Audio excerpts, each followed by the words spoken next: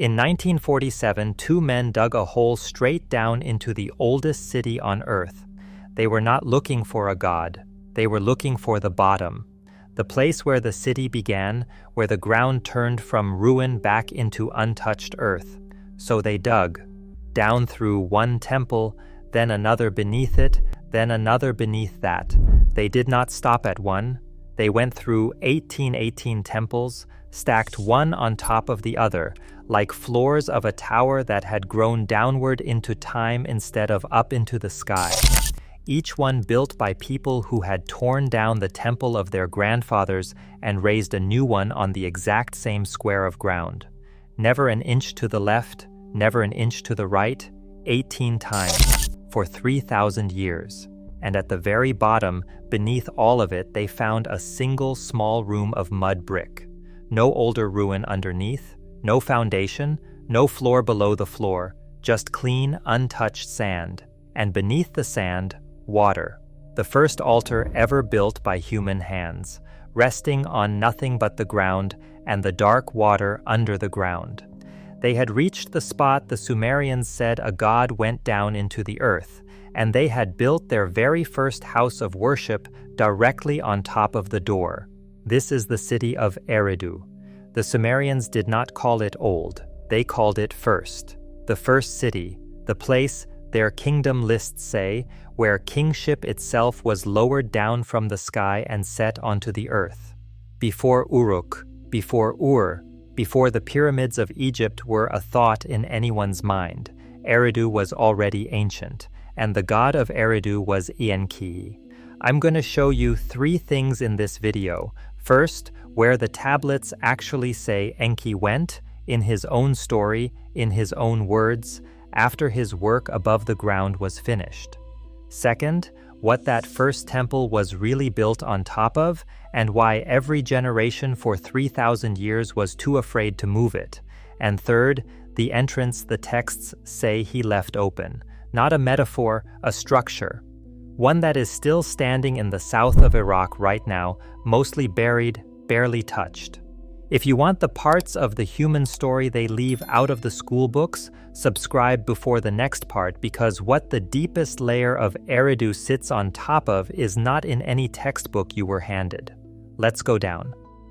To understand where Enki went, you have to understand what the Sumerians thought was underneath them. Not lava, not rock, water. A vast, still ocean of fresh water, sealed beneath the dry land, holding the world up from below. They had a name for it, the Abzu. The Abzu was not hell. This is the first thing to unlearn. It was not a place of fire or punishment, it was the source. The deep, sweet water from which springs rose and rivers were fed and life climbed up into the light. And it belonged to one god. The god who lived in it, the god who, the tablets say, made his home in the water under the world, Enki. His very name in the temple was tied to that deep. His house in Eridu was called the Abzu, the house of the Abzu, not a house beside the deep, the house of the deep. They built him a temple that was meant to be a doorway to the water beneath, and they built it in the one city that sat lowest, closest, right at the lip of where the dry land met the wet. Now listen to what the stories say he did from down there. In one of the oldest poems we have, Enki and the Ordering of the World, he is the one who sets everything in its place. He fills the rivers, he fixes the marshes, he assigns the gods their duties one by one. He is not a king on a throne in the clouds.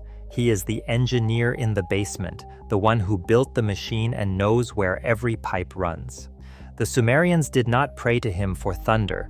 They prayed to him for water, for wisdom, for the secret of how things actually work. And in the flood story, the real one and older than the version you know, Enki breaks the silence. The gods have decided to wipe humanity out. They have sworn an oath not to warn anyone, and Enki, alone, refuses. He goes to a man. In the oldest tablets, the man is called Atrahasis, and in another, Ziusudra. Enki does not speak to him directly, the story says. He speaks through a wall. He whispers the warning to a reed fence, knowing the man is on the other side, so that he can claim he never broke his oath. Build a boat. The water is coming. The water below is going to be let loose. The god of the deep, warning a single human through a wall against the will of every other god. Remember that. It matters later. But here is the part that the slow reveal of the tablets keeps circling back to. Enki is not only the one who lives in the deep, he is the one who comes up out of it to teach and then goes back down. There is a tradition written down much later by a Babylonian priest named Berossus, but reaching back into the same root, that describes a being who came out of the waters at the very dawn of the human story. He called it Oannes, a figure with the body of a fish and the shape of a man beneath it, who rose out of the gulf in the earliest days, when humans still lived like animals, with no order and no craft. By day it came up onto the land, and it taught writing, farming, law, geometry, how to build a city, how to measure the turning of the sky, everything, the account says, that makes civilization civilization. It took no food from people, it asked for nothing, and at sunset every single day it went back down, into the sea, into the water. The Sumerians had their own name for these figures of the deep, the sages, the Apkallu, 7 of them, in the oldest reckoning sent up from the Abzu by Enki himself, advisors standing beside the very first kings before the flood, the bringers of the arts. And every account agrees on the same detail. When the teaching was done, they did not stay. They did not die among us. They went back into the water, down, into the Abzu, through the door at the bottom of the world. Hold on to that, because the deep was not only where the teachers came from, it was where the instructions were kept. There is a story the Sumerians told about a goddess, Inanna, who wanted what Enki had. She traveled to Eridu. She came to the Abzu, to his house at the edge of the deep, and she sat with him, and over the course of a long night, Enki handed them over to her one by one. The Sumerians called them the Emi. There is no clean word for it in our language. The closest you can get is this, the operating instructions of civilization, over 100 of them: kingship, the priesthood, the crafts, writing, music, judgment, truth, the making of decisions, the arts of war and the arts of peace.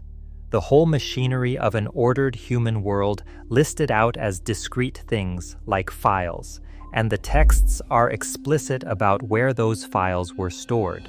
In the deep, at Eridu, in Enki's house.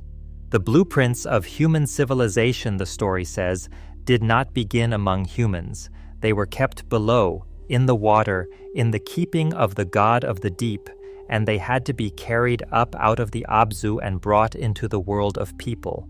Inanna loaded them onto a boat and fled with them across the water, while Enki, realizing what he had given away, sent things up after her to take them back. He failed. The Emi reached the surface. The instructions got out. The door at Eridu did not just hold a god. By the Sumerians' own account, it held the source code. So now you have the shape of it, a god who lives in the deep, who runs the machinery of the world from below, who breaks rank to save the one human who will listen, who sends teachers up out of the water and calls them back down when the lesson is over.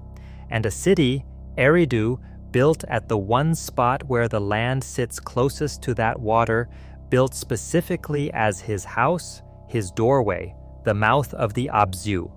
The texts do not say Enki died. The texts do not say he rose into the heavens. The texts say he went down, into his own house, into the water under Eridu.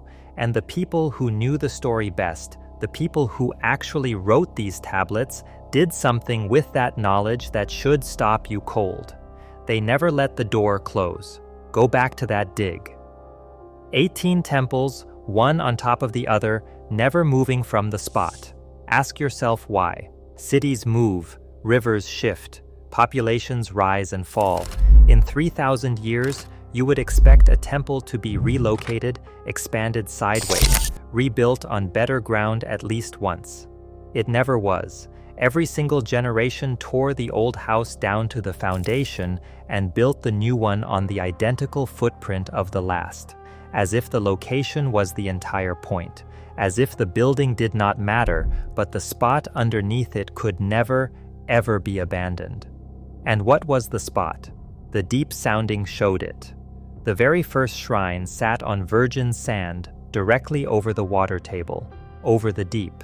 The earliest worshippers built their altar at the precise place where, if you dug down a little further, you would hit the water of the Abzu itself. They were not building a temple near the door, they were building it on the door, and then guarding that exact position for 100 generations. Now here is where the legend stops being only legend and the ground starts agreeing with it. Eridu sits in a natural depression. Water gathered there, the marshes, the freshwater table, the old reach of the Gulf, they all met near that low point. The ocean below the ground the Sumerians described was not pure poetry, it was the hydrology they were standing on. Eridu was genuinely a place where the deep water came close enough to touch. They built the House of the Deep at the one address where the deep was real, and the offerings tell you they knew it. In the earliest levels of the temple, archaeologists found something they did not find in such density anywhere else: fish. Enormous deposits of fish bones laid down as offerings, generation after generation from the very oldest layers. Offerings to the water, offerings to whatever the water was understood to hold. They found stone basins too, vessels for pouring liquid, pouring it, the practice suggests, down, into the deep, feeding the Abzu, feeding the god in it. For 3,000 years, the people of the first city fed fish to the water beneath their oldest altar and refused to move that altar by a single arm's length. That is not a guess, that is what is in the ground. And the lists insist on the same primacy. When the Sumerians wrote down their kings, they began at Eridu, kingship lowered from the sky to this one city before any other. Then, the lists say, the flood came and swept it all away, and when the world was dry again and kingship descended from heaven a second time to begin the human story over, it began once more in the south, near the water, near the deep. Twice the lists reset the world. Twice the reset starts at the edge of the Abzu.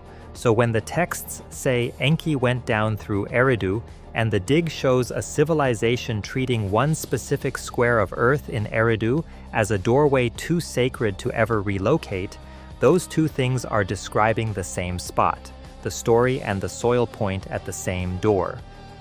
Which brings us to the part nobody put in the brochure. That deep sounding, the one that went all the way down through 18 temples to the sand and the water, was done once.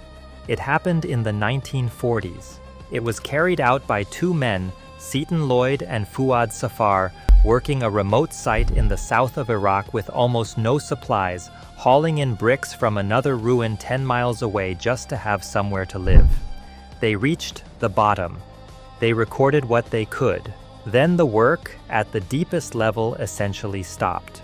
Read the modern archaeology and you find the careful, frustrated language of researchers who came later. The final publication of that deep dig is thin, elevations missing, details on how things were built barely given. The single most important descent ever made into the foundation of the first city, and the notes from it are incomplete. The lowest layer was reached, glanced at, and left. And then the south of Iraq became, for decades, one of the hardest places on earth to dig.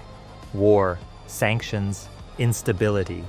The site sat there, the great unfinished ziggurat rising over the buried temples, the deepest door beneath it, while the world went somewhere else.